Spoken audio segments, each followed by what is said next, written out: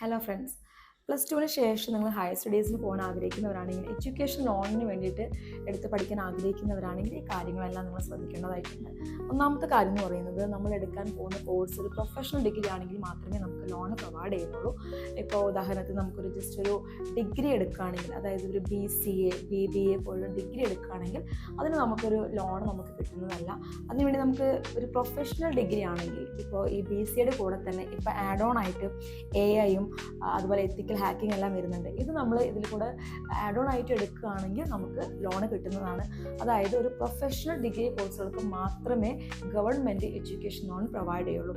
രണ്ടാമത്തെ കാര്യം എന്ന് പറഞ്ഞാൽ, നമ്മൾ ഏത് കോളേജിലാണോ നമ്മൾ ലോൺ എടുക്കുന്നത് ആ കോളേജിൽ യൂണിവേഴ്സിറ്റി പറയുന്ന കൃത്യമായിട്ടുള്ള എല്ലാ അഫിലിയേഷൻസും അതിനുണ്ടായിരിക്കുന്നതാണ്. ഉദാഹരണത്തിന് നമ്മൾ നേഴ്സിംഗ് പോലുള്ള കോഴ്സുകളൊക്കെ എടുക്കുകയാണെങ്കിൽ അതിന് നമുക്ക് INC ഉണ്ടായിരിക്കണം, ഇന്ത്യൻ നഴ്സിംഗ് കൗൺസിലിൻ്റെയും.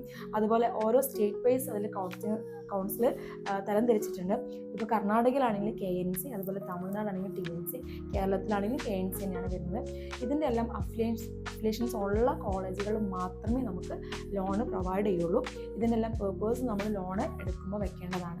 അതുപോലെ തന്നെ നമുക്ക് മൂന്നാമത്തെ കാര്യം എന്ന് പറയുന്നത് പാരൻസിൻ്റെ സിബിൽ സ്കോറാണ്. നമ്മൾ എടുക്കാൻ പോകുന്ന ഏത് കോഴ്സാണെന്നുണ്ടെങ്കിലും നമുക്ക് പാരൻസിനും കൂടിയാണ് നമുക്ക് ആ ലോണ് ഗവൺമെൻറ് കൊടുക്കുന്നത്. അതായത് സ്റ്റുഡൻറ്റ് എന്ന് പറയുന്നത് അപ്ലിക്കൻ്റ് ആയിരിക്കും, അതിൻ്റെ അപ്ലിക്കൻ്റ് ആയിട്ട് വരുന്നത് പാരൻസ് ആണ്. അപ്പോൾ ഈ അപ്ലിക്കൻറ്റിൻ്റെ സിബിൽ സ്കോർ ഉണ്ടെങ്കിൽ മാത്രമേ നമുക്ക് ലോണ് പ്രൊവൈഡ് ചെയ്യുള്ളൂ. നോർമലി നമുക്ക് പാരൻസ് ആരും ശ്രദ്ധിക്കാത്തൊരു കാര്യമാണ് സിബിൽ സ്കോറിൻ്റെ കാര്യം. അപ്പോൾ ആ ഒരു കാര്യം പ്രത്യേകമായിട്ട് ശ്രദ്ധിക്കണം. അപ്പോൾ ഈ ഒരു 3 കാര്യങ്ങളാണ് പ്രത്യേകമായിട്ട് ശ്രദ്ധിക്കേണ്ടത്. കൂടാതെ നമുക്ക് സ്റ്റുഡൻറ്റിന് 18 വയസ്സ് തികഞ്ഞിരിക്കണം.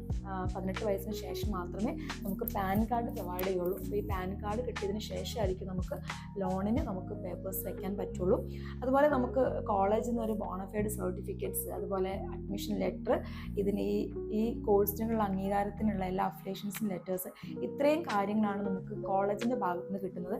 പിന്നെ നിങ്ങൾക്ക് ലോൺ എടുക്കാൻ ആവശ്യമായിട്ടുള്ള കാര്യം നമ്മളുടെ പേഴ്സണൽ ഡാറ്റാസ് ആണ്. പാൻ കാർഡ് ഉൾപ്പെടെ വിത്ത് ആധാർ കാർഡ്, അതുപോലെ പാസ്പോർട്ട് സൈസ് ഫോട്ടോ, പിന്നെ നിങ്ങളുടെ +2 സർട്ടിഫിക്കറ്റ്സ്, അതുപോലെ SSC സർട്ടിഫിക്കറ്റ്സ്, നിങ്ങളുടെ കോമൺ ആയിട്ടുള്ള നമ്മുടെ പേഴ്സണൽ ഡാറ്റാസും, ഇതുപോലെ നമ്മുടെ കോളേജിൻ്റെ ഡാറ്റാസുമാണ് ലോണിന് നമുക്ക് ആവശ്യമായിട്ടുള്ള രേഖകൾ. നമുക്ക് ലോൺ ടോട്ടലായിട്ടൊരു കോഴ്സിന് നമുക്ക് എത്രയാണ് നമ്മളുടെ കോഴ്സ് ഫീസ് വരുന്നത്, അതിൽ ഇൻക്ലൂഡിങ് ഫുഡ് ആൻഡ് അക്കോമഡേഷൻ അടക്കം നമ്മുടെ ടോട്ടൽ പാക്കേജിൻ്റെ 80% ആയിരിക്കും നമുക്ക് ഗവൺമെൻറ് തരുന്നത്.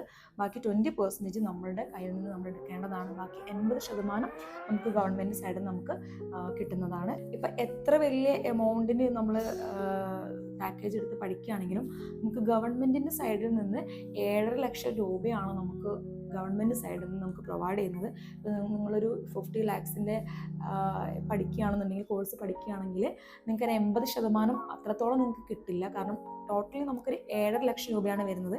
അത് നിങ്ങളെ കോഴ്സിനെ ഡിപ്പെൻഡ് ചെയ്തിരിക്കും. മാക്സിമം ഒരു ഈടും വെക്കാണ്ട് കിട്ടുന്നൊരു എമൗണ്ട് എന്ന് പറഞ്ഞാൽ 7.5 ലക്ഷം രൂപയാണ്. അല്ലാതെ എല്ലാ എമൗണ്ടിൻ്റെയും 80% നമുക്ക് കിട്ടില്ല. ടോട്ടൽ നമുക്ക് പറയുന്നത് 80% ആണെങ്കിൽ പോലും നമുക്ക് മാക്സിമം കിട്ടുന്ന എമൗണ്ട് എന്ന് പറയുന്നത് 7.5 ലക്ഷം രൂപയാണ്. അതിന് മുകളിൽ നമുക്ക് കിട്ടണമെന്നുണ്ടെങ്കിൽ നമ്മൾ ഏതെങ്കിലും ഒരു ഈട് നമ്മൾ വെക്കേണ്ടതായിട്ടുണ്ട്.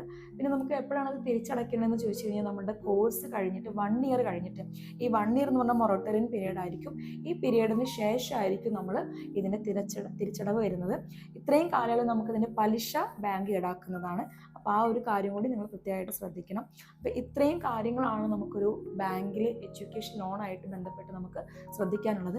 അപ്പോൾ എഡ്യൂക്കേഷൻ ലോൺ എടുത്ത് പഠിക്കാൻ ആഗ്രഹിക്കുന്ന കുട്ടികൾ ഇതുമായി ബന്ധപ്പെട്ട് എന്തെങ്കിലും ഡൗട്ട്സ് ഉണ്ടെങ്കിൽ ഈ കാണുന്ന നമ്പറിലേക്ക് കോൺടാക്ട് ചെയ്യണം.